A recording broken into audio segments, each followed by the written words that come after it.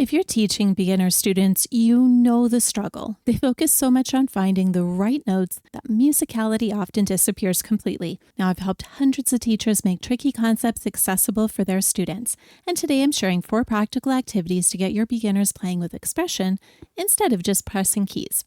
Let me show you what I mean. This is what many beginner students sound like when they first start learning pieces.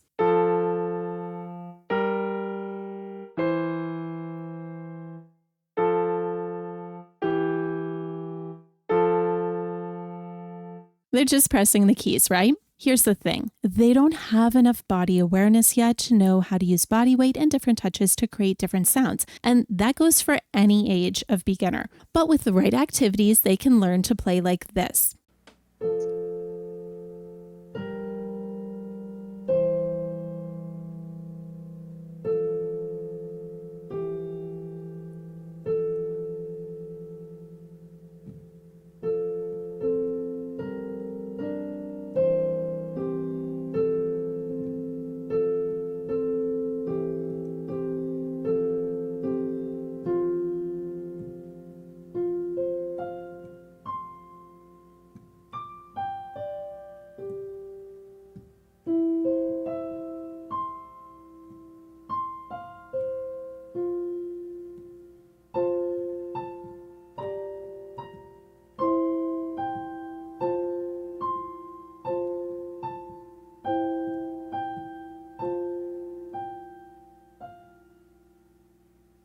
Aurora's Lullaby is specifically designed to help beginners of any age play artistically with great technique. Link is in the description or this QR code on screen. Let me show you exactly how to get there. Starting with sound helps your students develop an ear for what creates great music. My first strategy is to work on big muscle groups before we ever worry about fingers. So have a recording of your student's piece playing while they do an action that fits the imagery. So for example, for Aurora's Lullaby, the lights are twinkling in the sky, so arm circles actually work perfectly. If you're teaching piano to adults with mobility challenges, just make smaller circles.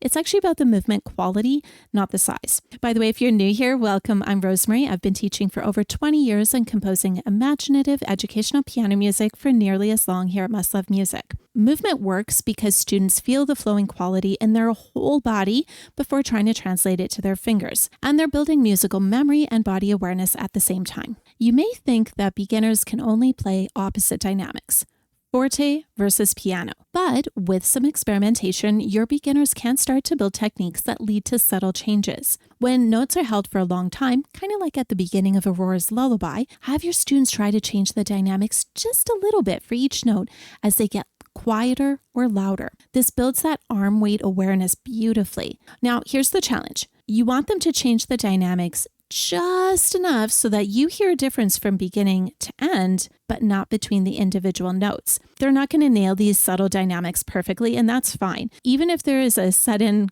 quiet or loud note, I listen for the overall arc of the phrase. And the best part is it gives them something concrete to listen for as they play, which isn't that great when we can get our beginners listening as they play?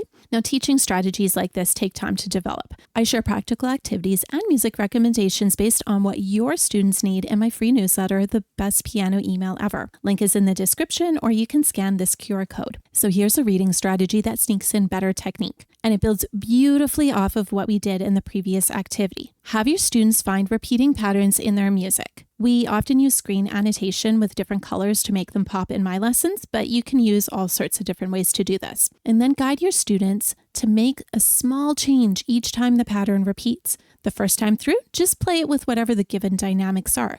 The second time, maybe play it slightly quieter or louder. This gives them ownership over their interpretation while naturally encouraging smoother, more musical playing. And what I love about this is that it gets students to stop thinking of the pieces as notes to get through and starting to think of it as musical phrases that they can shape. Actually, just before I recorded this video, I was doing tutorial videos for my students, and this was the activity that I talked about because the patterns were repeating. Finally, let's talk about some writing activities that cement what your students are learning. Remember that what each student needs will be different, and how their music looks should actually reflect that. Have your students draw symbols or write words as reminders on their sheet music. Maybe it's a specific image in their mind, a reminder of that dynamic change. Maybe simple lines showing whether notes are going up or down.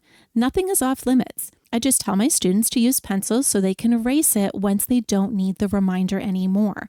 This makes the music theirs. They're not just following instructions, they're actively creating their interpretation, and it helps them see their learning along the way as they erase things. Now, do your beginner students struggle more with the physical awareness or the listening skills needed for expressive playing? I'd love to hear in the comments. Want to know the best part? These 4 activities work with all the pieces in the first Winter Soundscapes collection. Each one of these pieces gives your students another opportunity to build expressive technique through music they'll enjoy. So you can find the complete playlist or right here and the sheet music here. Thanks and happy teaching.